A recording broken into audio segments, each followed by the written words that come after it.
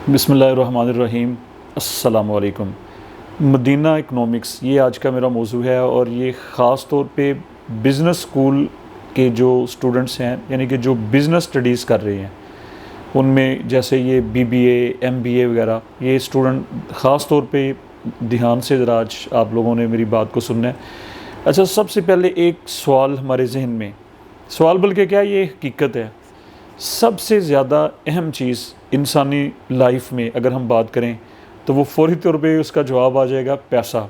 मतलब ये है कि मुआश, इकनॉमिक्स, अगर हम बिज़नेस की लैंग्वेज में बात करें। अब देखें, इवन के मैं अक्सर ये बच्चों को यूनिवर्सिटी में कहता होता हूँ कि बिफ़ोर मैरिज, यानी कि दीन भी हमारा ये कहता है ना, हमारे फ़िक़्ह में भी यही बातें हैं कि हम अक्सर जब भी कभी आप रिश्ते के ऐड देखें उस पर लिखा होता है हम पल्ला।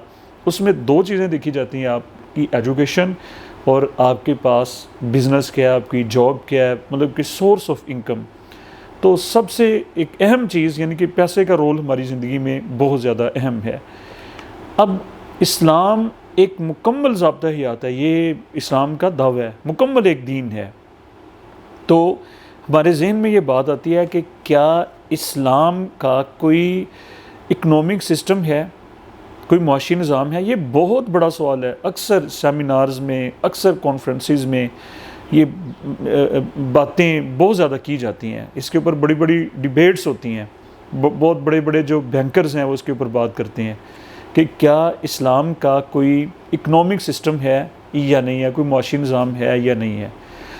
इस सिलसिले में बहुत सारे लोग जो मतलब कि जिनकी एक अपनी राय है, वो ये कहते हैं जी कि इस्लाम का जी कोई इकनॉमिक सिस्टम नहीं है, कोई मुआशी निज़ाम नहीं है। ये दरअसल उनकी समझने की कम इल्मी है, दीन से दूरी है उन लोगों की, मतलब कि उन्होंने फिर दीन को उस लिहाज से स्टडी नहीं किया। अब सबसे अहम बात, इसको ज़रा आप लोगों ने अपने माइंड में रखना है, वो ये है कि मदीना इकनॉमिक्स ये दरअसल एक किताब का नाम है और ये किताब के जो राइटर हैं, बल्कि मैं यूँ कहूँगा कि अल्लाह ताला ने उनसे काम लिया है। ये अल्लाह ताला की अता होती है, वो जिसके ऊपर मर्ज़ी बरस जाती है और फिर जैसे कहें ना कि वो पत्थरों से भी चश्मे जारी फरमाने के ऊपर वो ज़ात कादर मुतलक है, वो कुछ भी कर सकती है। तो मोहम्मद मुनीर अहमद इस किताब के राइटर हैं और वो बेसिकली एक बैंकर हैं। स्टेट बैंक ऑफ पाकिस्तान में उन्होंने एक लंबा टनोर उन्होंने गुजारा, फिर वहाँ से वो रिटायर हुए और ये उन्होंने किताब लिखी है और उन्होंने इस्लामी मईशत के ऊपर उन्होंने ऐसी बहस की है कि उन्होंने ये साबित किया है, और फिर मॉडर्न वे में। अच्छा, मॉडर्न वे का मतलब ये होता है कि हम वो बात करें कि जो ख़ास तौर पे यूथ को, ख़ास तौर पे पढ़े लिखे, जो बिज़नेस पॉइंट ऑफ व्यू से, जो मैं पढ़े लिखे लोगों की बात कर रहा हूँ, जो एमबीए करके आते हैं, जो सीए करके आते हैं, जो समझते हैं कि हमसे बड़ा कोई बिज़नेस थ्योरी हमारे किसी और के पास नहीं है, उनको कन्विंस करे, उनको मोटिवेट करे, वो कहें हाँ अक्ल में आने वाली कोई बात हो। आम मौलवी साहब की बात तो स्टूडेंट कहते हैं जी ये तो पता नहीं, ये बातें प्रैक्टिकल नहीं हम कर सकते। उन्होंने इस अंदाज में ये किताब लिखी है, अल्लाह ताला ने लिखवाई है उनसे, कि ये ख़ास तौर पे है ही जनाब ऐसे लोगों के लिए कि जिनकी बिज़नेस स्टडीज़ के ऊपर बड़ी कमाल की ग्रिप है, वो इसको ज़रूर पढ़ें। उन्होंने साबित किया है कि ये जो सरमायादारी जो निज़ाम है इस वक्त, जो सबसे बड़ा निज़ाम है, कि इसका अल्टरनेट अगर कोई निज़ाम हो सकता है तो वो मदीना इकनॉमिक्स हो सकता है, इससे बड़ा और कोई निज़ाम नहीं है। अब उन्होंने इसमें जो खूबसूरत बात देखें, 7वीं से 11वीं सदी ईस्वी, इसको उन्होंने फोकस किया है कि 7वीं सदी, ये आप लोग ज़रा सुन लें कि 7वीं सदी ईस्वी, सनी ईस्वी के लिहाज से मैं ये बात कर रहा हूँ। सरकार दो आलम सल्लल्लाहु अलैहि वसल्लम की ये सदी है बेसिकली।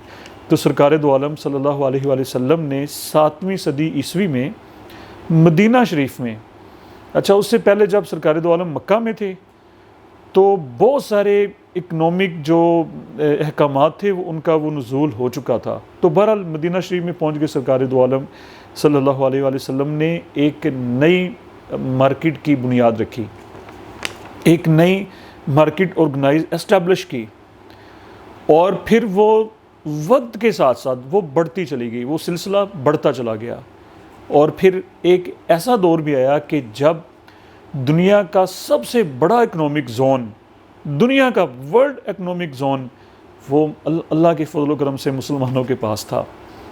और उसमें जनाब जो अब देखें, ये चाइना से स्टार्ट होके, आलमोस्ट चाइना से स्टार्ट होके और फिर ये स्पेन तक ये बड़ा एक ट्रेड जोन था, और वो मुसलमानों की गवर्नमेंट के ज़रिए कंट्रोल था। अरबिक ज़ुबान उसमें सबसे ज़्यादा इंटरनेशनल उसको दर्जा हासिल था, और जो मुसलमानों की जो करेंसी थी उसको रिज़र्व्स करेंसी का दर्जा उसमें हासिल था। ये 11वीं सदी तक ये सिलसिला जो है वो जारी व सारी रहा, और ये 500 साल जो हैं ये गोल्डन 500 ईयर्स हैं मदीना इकनॉमिक्स के हवाले से। अब आखिर में जो मदीना इकनॉमिक्स है, ये बेसिकली इसके 3 पिलर्स हैं, मतलब इसको क्या लीजिए कि इसके 3 ब्लॉक्स हैं। ये 3 ब्लॉक के ऊपर जो है वो सर्वाइव करती है।